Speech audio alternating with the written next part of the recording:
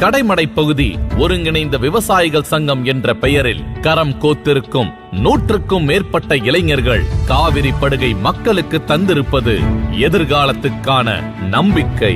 கஜா புயலால் தவித்து நின்ற தம் உறவுகளுக்கு உதவ பார்த்த வேலையை உதறிவிட்டு தங்கள் ஊருக்கு வந்த இளைஞர்கள் சமூக ஊடகங்களில் கரமிணைந்து நிவாரணங்களும் தென்னங்கன்றுகளும் தந்து 90க்கும் மேற்பட்ட கிராமங்களை மீட்டெடுத்த தருணத்தில் உயிர் பெற்றது கைஃபா.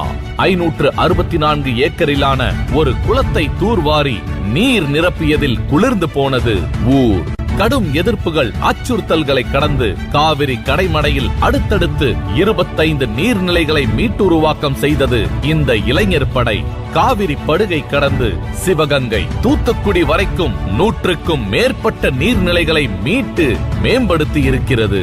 கைஃபா இளைஞர்களை நம் காலத்துக்கான